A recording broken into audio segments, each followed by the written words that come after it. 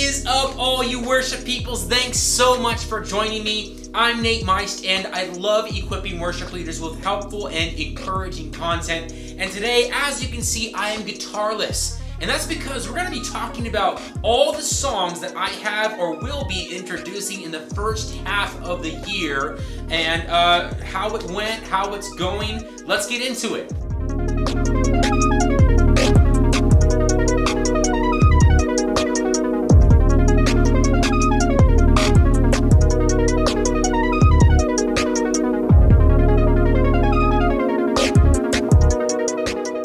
If you're new to this channel, thanks so much for hanging out with me. If these videos are helping you, which is the goal, why don't you give them a like and maybe even ring that notification bell or subscribe so that you don't miss future worship tutorials. Alright, so I thought it would be cool to kind of catch you up with every song that I have introduced or plan on introducing, because we're not quite to the halfway point of the year, but just all the songs that I have done or plan on doing in the first half of 2022. And some of these I can talk about how it's gone, introducing it, because it's already been a few months for some of these songs, and just my thought process behind why I chose each song that I did. It's a total of 6 songs. So let's talk about these. Before I get into this list of songs, keep in mind that for many of these songs I'm about to mention, I have acoustic guitar tutorials for. So look down below in the description for those. Alright, so the first song I introduced in 2022 was Return to You by Gas Street Music. This song was released in October 29th of 2021, and this song was in my first video of the year. Click up above to see it, but it was a video laying out 3 really good songs to help you kick off the new year with your worship repertoire. And this song was my favorite of the bunch. So I was really eager to play this song. I was really excited for it. It's a beautiful song. The melody work, the lyrical content, everything was just so laid out. Just from a songwriter's perspective, it's an amazing song, and I was really excited to do it. But man, I will say the church didn't quite catch on to this song as quickly as I would have wanted them to. They're definitely singing it at this point, but I mean, come on, it's like 6 months later, and now I'm getting like a decent response from this song. But it is a little complicated musically, it's complicated melodically. The time signature itself is pretty simple, but the way that the melody kind of flows with that time signature, it's not super predictable. And also, my team learned it well, but it wasn't the easiest song to learn either. We didn't just pick it up like that.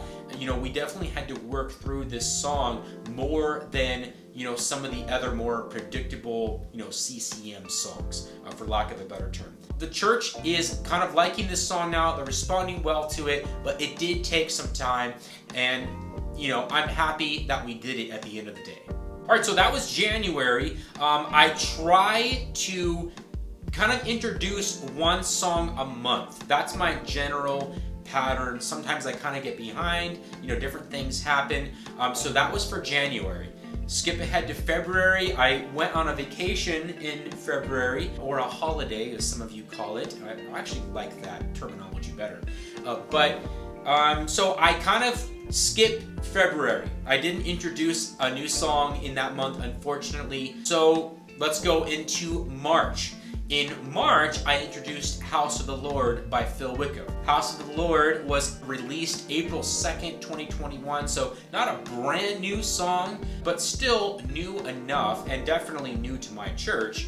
This song was one that the church totally received quickly. A lot of Wickham's songs are like that. They're so church friendly, and I really appreciate that about the worship stuff that he releases. This one was just one of those really kind of like joyful, happy songs that, kind of breathes life into whatever your worship repertoire is. And it definitely did that for us. It's such a happy song to start your worship set with, and one that really declares like, hey, we're all together, we're in the house of the Lord, let's declare his praises. Such an exciting song. So this one was easy to learn for us, and the church caught onto it really quickly. So I was really stoked introducing this song. All right, move ahead into the month of April. In April, we had Easter, and on Easter, I decided to introduce a new song for us, and that song was He Lives by Church of the City. You know, this song was released February 13th of 2020 originally, and then it was re-released in this year, February 25th. This song was featured, it's such a funny word to use, but it was featured in my list of Easter songs to do. Click up above to see that video. But what's really funny is that this was an honorable mention in my list, and it was one that I said wouldn't be good to do, you know, like without practicing it a ton, or, you know, it'd be super hard to learn, and, you know, it got 3 X's in my, you know, my grading system, and then I ended up doing the song, which is really funny. I completely went against my own advice. But I went forward with it because I was just so dang excited about this song. It's such a powerful, beautiful song, and I just wanted to pull it off, honestly. It was like kind of one of those selfish things. It was like, I want to do this song as the worship leader. And you know what? It's interesting because God uses your personality. You know, wherever you're leading worship, whoever you are, you know, however God made you and made you to think, it's okay to use those characteristics, your own personality, in how you pick and choose songs. You know, if you have preferences, that definitely goes into what you choose. I do think that the church needs to always come before your preferences and whatever your agenda is. And you need to always take into consideration, first and foremost, who you're leading in worship, you know, and what they're going to respond to best, you know. But also, it's okay to allow your personality to kind of come through in the songs that you choose and how you lead those songs. So this was one of those songs for me that I was like, you know what, I just want to play this song, man. It's gonna be a fun song. I'm excited for it. It's a beautiful song, and you know, I think that the church is gonna respond well to it. It wasn't like at the detriment of the church that I introduced this song. It's a great worship song, you know, so it did go well for us. We pulled it off. Even though I gave it 3 X's in my in my grading system. But you know, we worked hard, we learned the song, and it went really well on Easter, and I'm really glad that we did it, and now it's in my song rotation, and we're doing it consistently. All right, now moving ahead into the month of May, I introduced the song Never Walk Alone by Hillsong Worship. This song was released on October 8th of 2021. I was leaning towards this song, first of all, because I needed some new material for the female vocalists on my team to learn. You know, not that a male vocalist can't sing this song, but for the most part, whenever there's a song that has either a male or a female vocalist, I usually try to stick to whatever gender that is that's leading the song, because the creators of that song had a female vocalist or a male vocalist lead that song for a reason. You know, at some point they were like, you know what, this song is gonna sound really nice with her singing it, or you know what, this needs a guy vocal in this part because of X, Y, and Z. And they really thought about who should lead this song, and that person's leading it for a reason. So usually I tend to stick to genders when, you know, choosing who should lead a song. So, you know, I picked this song with that in mind. I was really excited to give the female vocalists on my team a new song to lead. I love when they lead songs because, you know, my voice gets really monotonous. I don't want to lead every song. I want to pass off the leadership whenever I can to other people. You know, so I was excited in that sense to introduce this song. Another thing that got me excited about this song is, you know, being acquainted with, you know, the people in our church and what they're going through, and then giving them a song to sing that talks about never walking alone and God always being with them, and God being their help. And I mean, there's so many encouraging lyrics in this song, and I was really excited to give them a song like that to sing in the midst of what they were going through. So just a couple of reasons why I introduced this song, my thought process behind it. And so far the song has been great, and the church is receiving it well. The more me and my team play it, the more we like it, and the more we're catching on to it, and it's been a great song. All right, moving ahead to the month of June, which is the month that we're in now, and I haven't introduced it yet, but I'm going to be doing Firm Foundation by Cody Carnes. This song was originally released on December 10th of 2021, and my thought process behind this song, first of all, was kind of the same reasoning as Never Walk Alone. You know, just thinking about some people that I'm close with and knowing the things that they're facing right now, and then hearing these lyrics, you won't fail, you know, Christ is my firm foundation. It was like, man, I would love to give these people this song to sing. I feel like it's going to be a really encouraging, really comforting, truth-inspiring song for them. That was one reason I did this song. The second is that it's just because I love the song and I love the melody in the chorus. You won't fail.